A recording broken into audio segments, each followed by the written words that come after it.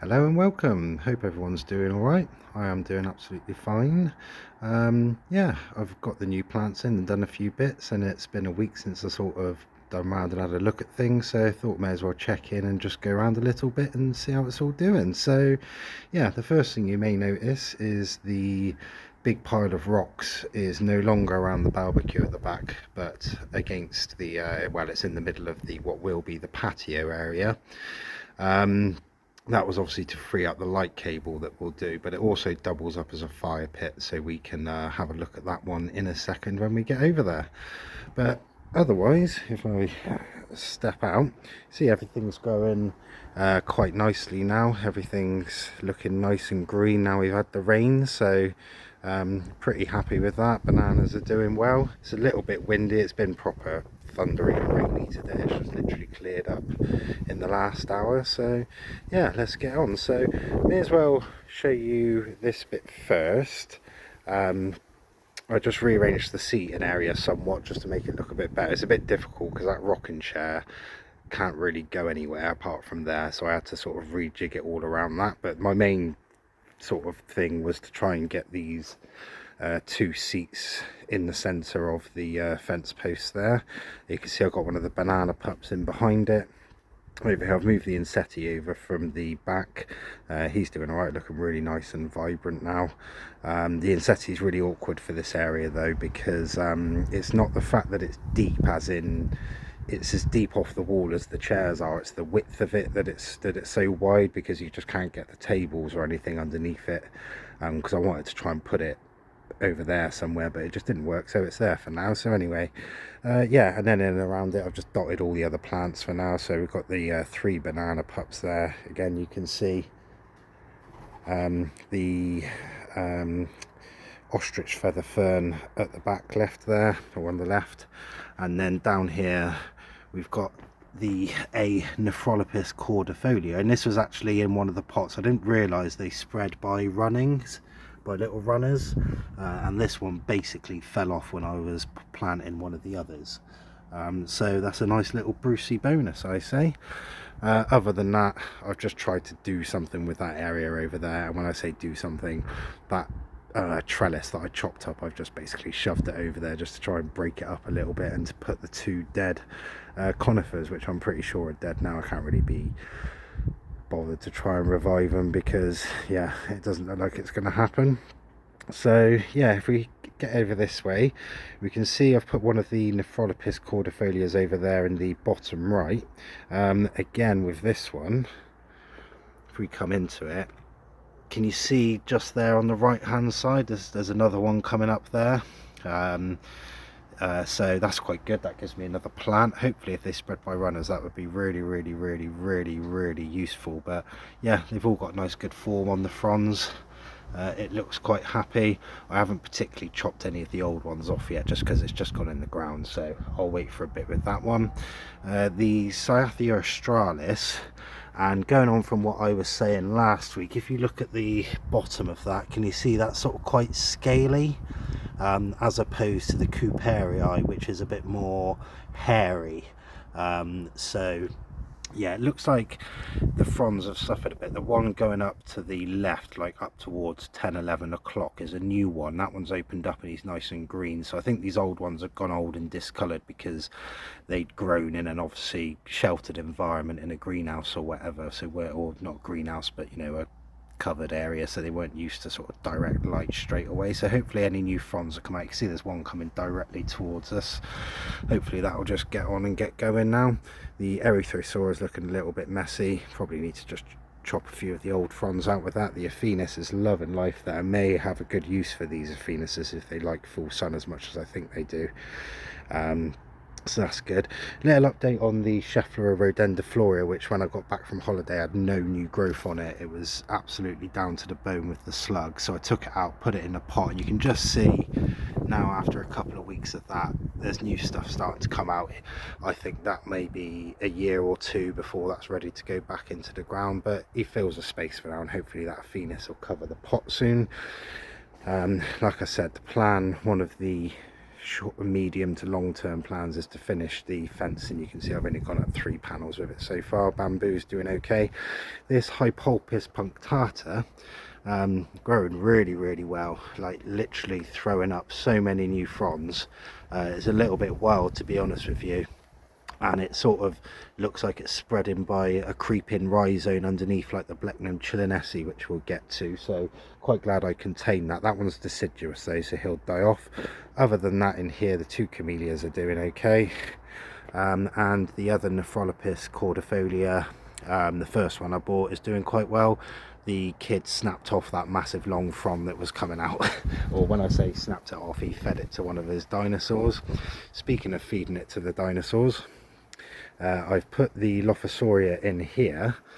I think you can just see the effect that gives there. Can you see that massive frond coming up in the center of it as well? That's going to be really nice. As I mentioned, what's really good actually is when the wind blows and one of these mature fronds gets caught by the wind, it flares up. And can you just see it's got a blue tinge to the underneath? So that's really nice, that one, and just the form of it. Again, another victim to dinosaur feeding though, by the look of it. So yeah, what can you do? The dinosaurs are hungry. Another Nephrolopis in there. That's the only thing with this. I sort of put it in the ground, and what it was, because I'm going to be messing around down in this corner, because all my pipe work comes up through there, so that's going to be the 2 heating pipes for my experimenting heating, and then I've got the irrigation running up through there as well. So I'm going to need to be getting in and out of there, so I didn't want to put it too close for me snapping it, but then I think I've put it a bit too much the other way in towards it, and it's covered up the Nephrolopis. So that one may be moved. Again, with this one, what I noticed is there looks to be, I can't really get a good angle on it, I don't think, but no, there looks to be 2, possibly 3 actual crowns on that thing. So if I do take it up, I may be able to divide that, which would be super useful. The Aphenis pindarini is doing quite well. The Aphenis pindarini is bearing a lot better with the full sun than the Atrata over there. When we get to the one that's in deep shade of the Atrata, then you'll see what the difference. But you can see that thing isn't really doing too well there on the left. It's living, but yeah, I think that one may need to move, which is good because it frees up a really good spot there. That's like one of the key spots, so that'll be good to get a nice fern in there. I put the Ariostega parvipinata in here as well, with the one with the creeping rhizome, as you can see down the bottom there. It's sending up some new fronds. Very if I can pull one of them out, very sort of carrot-like and up on the stalks like the Lophosauria and the Cyathias to a certain extent. So yeah, that one's pretty good. Banana's doing well. The one I'm most happy about though is the Lonicera hildebrandiana, the giant Burmese honeysuckle. It started growing, and the last time we looked, it come out as far as it is horizontally, then it hit that fern frond, and it's just gone absolutely, you know, flat out since then. The ones at the back haven't, so I took my bamboo out and tried to make them to go up. The one on the right looks a little bit bait, but the one on the left, you can just see where I've tied it in, and now it's starting to shoot again upwards, so hopefully that one will start going soon. You can also see the problem I had when I didn't have any rainwater. I need to wipe these leaves off, and you can also see how hard our water is around here with all the lime scale calcium type stuff that's on them, so I need to get the leaves a bit of a wipe. But other than that, yeah, I'm happy with that. That's going to be probably a challenge to keep alive outside, but I literally put it in the ground at the earliest point I could. Literally as soon as it hit 7 degrees on the trot as the lowest temperatures, I banged it in the ground, which was a little bit risky, but hopefully it'll do all right there. That's one I'm not actually watering. I'm not watering anything at the moment. When I was watering stuff, I was just spraying the stuff around it and watering the ferns. Not actually that, I'm just letting that get the residual water sprayed off it. Over here again, the bananas are doing well. This might not show because the sun's setting there, but yeah, torn to shreds, going really well, so happy with that. Canna's sent out quite a few flowers now. I do like the flowers. I'm not the biggest fan of the flowers. I actually prefer the sort of purpley stalky bits like this bit is now here, I actually think that looks better than the flowers themselves, but this is one that's probably grown for foliage. It got munched. I'm going to take this up and divide it next year, and I'll probably put something else in there, something evergreen, I think, because it's one of those key spots where I need it to add a bit of structure. As we carry on over here, the other Ariostega Pravi Pinata, you can see looks nice up on stalks. I've just been clearing the clover out of this as and when I go. You can see it's starting to creep back already. I only did that 2 days ago, but it's just a battle I'm just going to have to keep doing, I think. So yeah, I've cleared out this whole area. All the rocks are here. We can still use the washing line in it, but that is a big deep circle there like a volcano. And you'll also notice that my old barbecue lid that I use for lighting fires will fit snug as a bug in there, so I can sit down on these seats and have a fire in the meantime, because I've only had one fire this year so far, so I need to do that. Other than that, just the banana pup there. So yeah, that's all good. That was a hard day's work. Well, not a hard day's work, only took an hour, but yeah, it was a hard bit of work. Other than that, this Atratus doing a lot better. It's not that far away, but I think the banana's stopping it getting the midday sun or the afternoon sun. Other than that, we've got the Kiliensis Tormentosa, which is this grey thing. This likes full sun. It's starting to go some now, so that's pretty good. He is pretty much space filling until I decide what I'm doing with this central bed, but he likes it there, so can't complain. So coming over, we've got the sword fern here. Looks a little bit like the Nephrolopis's, if that's the way to say it, but he's doing really well. I had one of these before and I put it in several places and it just died. Admittedly, I left it out over winter when it wasn't doing so well. It's fine and hardy, these, but I don't think it was in the best shape of its life. But this thing's doing all right, so I'm a bit remiss to move that, or even though I probably should do for a better plant. The Hedecaeum Greeny Eye, I think this one is, or Forest Eye or something like that, but yeah, it's going some, looking quite nice. The Dryarchus Wallichiana is not as lime green as it should be, but it's growing, which is the main thing, because if we go down, you can't really see it on this one, but the old crown got frozen. Other than that, over here we've just got another Erythrosauria, which is still looking nice, but because the other stuff around it is looking nicer, it's kind of lost its lost its pop a little bit. So here the Tetrapanax, yeah, really not doing well. I've stopped watering it because I think I overwatered it, and then it hasn't stopped raining since. A couple of the leaves have fallen off. One's just about to fall off down there, or it may even have fallen off. Not quite yet, but I guess all I can do is just leave it and see what happens. Other than that, big space there now, because I've taken the plant pot out that was there. The other Lophosauria, hopefully without snapping this branch, is under here, which is under the thing, but yeah, you can see he's doing all right, sending out new fronds and that, so hopefully with that being covered and not being able to go up, it will spread out, which will make it nice and easy to divide. Moving on, this is another one of the new ones here. This is that Lamatia Ferregnia. This is doing all right. You can see it's just starting to grow at the top there now. Nice ferny foliage, almost like the royal fern. If we do a quick comparison, actually, if you have a look at that branch there, and then that's the royal fern there, it's quite similar, or not. Other than that, the Blechnum chilensis starting to love life there. It sent up these 3 new fronds. We've got quite a few more coming up all over the place. Seems to spread underground outwards and then send its little fronds up after that, so there's no crown on that as such.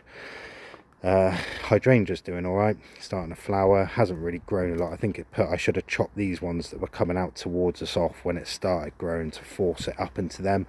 And I also think, looking at it, that what's happened is where I left the flowers on last year, it's gone sort of 2 nodes back from there and then started growing from there. So I think this is one that after it flowers, chop off the old flowers and then it will grow from that point, if that makes any sense. The Blechnum spicant's looking really nice and lime green, sending up loads of new fronds. This is quite a Jurassic-y one, this one. Just those new fronds in there, don't know why, but they just give me that vibe.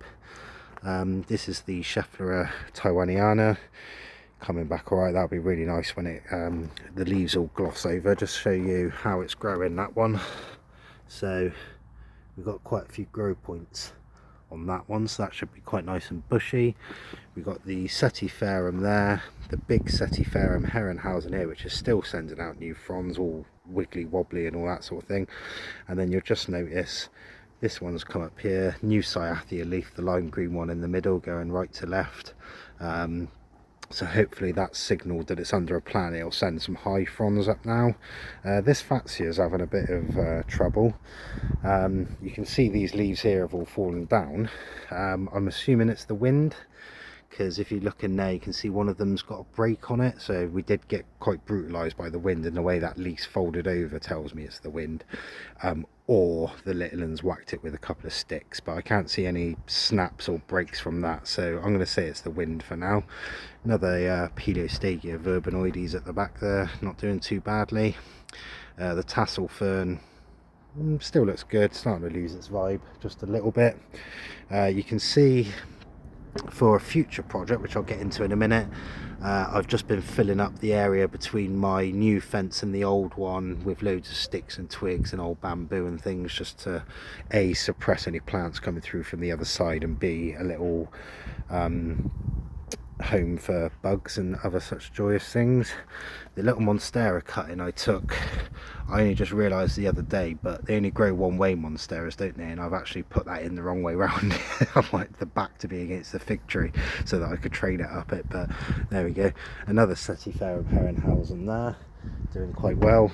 Another Cyathea couperii here. This one right in the centre is one. This is a new one, and it's just sent up a new one there, so he's doing quite well there. There's the Atrata that looks good. If you look at the coloration on it, I know it's a bit shaggy. I think it is known as the shaggy wood fern, but it looks nice. The coloration's really nice on them. This Fatsia is doing really well, not affected by the wind at all, so a bit weird that other one, but you know, it is what it is. These things happen. Coming over here, Dixonia's looking nice and lime green. Got a new crosier coming up through the centre there. Got the small Dixonia plant here, which is doing quite well. Cyathea is doing nice. This frond shape, I do love this frond shape. It's like a sort of, I don't know, like a diamond, I guess, something like that. You can see the new crosier coming up there, nice and big. And then we've got another one down there ready to come out, and there's actually another one to the right of this front coming towards us as well. He's doing alright. Trim the ivy back so that can sorry, so that can grow up the pole. And speaking of the pole, there's another Nephrolopis right there. Again, this one, if you look to the right, that looks like a new small one coming up to the right of the bottom right corner as we're looking at it. So yeah, that's quite good. If they all run and go mental, I'll be happy with that. Much better than the Saxifraga anyway. Other than that, all the aspleniums are doing okay. As I mentioned last time, Lepidopoda still sending up some new red fronds, which looks quite nice. Fatsia is just growing quite well now. All the aphids have cleared off it. I've moved out a couple of the old pots from the front that were the dead, or the deadish, or the dying ferns. Excuse that, that's the cat climbing up the fence. See, this is what happens. These twigs fall off the tree above us, and then I go and put them in the in that little gap. Yeah, other than that, these are all doing all right. Let's have a look at one we haven't looked at for a while, which was the Polysticum plumosum multi-bloom, which is this tight little one down here. You can see how compact all the fronds are and all that, so hopefully that'll get a bit bigger, but he looks quite good as he is. And then the Asplenium nidus still doing well there. So yeah, happy days, and this monstera isn't dead yet either, so yeah, it's going okay. A few little worries like the Tetrapanax, which hopefully once it stops raining will sort itself out. Yeah, it's not going too bad. So what I decided to do a few videos ago, I mentioned about short, medium and long term goals. The long term goals was the waterfall that's going to go right at the back where the waterfall is, where the barbecue and that is, where all these rocks are going to go in the end, and then where the rocks are going to go is going to be a patio, so that's two things, and then the sort of pergola type thing coming across all these fence posts here. I've decided I'm going to do the pergola bit first, and basically, well, kind of the pergola bit and the bottom half of the fencing like I've done at the back there. That's because what I'm going to aim to do is get the Clematis armandii two of them which is going behind the bananas right at the back behind the tetrapanax, and then two hydrangea samanii in and around the Dixonia and the fig tree, something like that. If I can get the fence halfway up on them, I can put those plants in autumn, and then they won't grow so much over 6 months of winter, and I can hopefully get it ready for after that. But yeah, long term wise goal is going to be, I don't know how long that honeysuckle is going to take to climb that. I don't want it to reach the top and have nowhere to go, so my priority now is to get this pergola and sort of the fence done over in the corner behind the bamboo, come across the top of all of these, put some trellis on it, finish off this trellis on that fence, and then that'll give it somewhere to go for this summer, and hopefully it will live, because they're not proper hardy, or they're not hardy at all, but we have a plan for that. So yeah, just to show you why I moved all those rocks was because, yeah, we've got the two cables I've buried around. They actually run along underneath all the plants effectively. They're actually probably more under the edging, and then along that corner and over into the corner behind the trellis where the water butters, that's where they stick their head up. We got the big one which is sort of to the right is for a socket which will run the pump for the waterfall and probably some lights, and then the one that's up against the fence is a small lighting cable. So what I need to do is cut out that coil, take off this pipe, or I can't really tuck it back underneath here, and then I can start building this up with the light cable already there, because I'm going to have a light on this fence as the main light. And that's why I had to move all the rocks, because I buried it all. So yeah, you can see this is all for the waterfall. This concrete basis is one of the first things I did when I first got here. I've got videos of it, but they're on an old phone or the old PC, so I'll have to hunt them out and edit it together when I've got some good software to do that, because my laptop is dying a horrible death as they do. But yeah, other than that, we're doing all right. Hopefully the weather will pick up. Hopefully everyone's doing okay. I'll give you one more look at the Larissa. There you go. As the wind takes it up, you can see all the blue underneath it. I love it when a plan comes together. Hope you're having a good day. See you next time.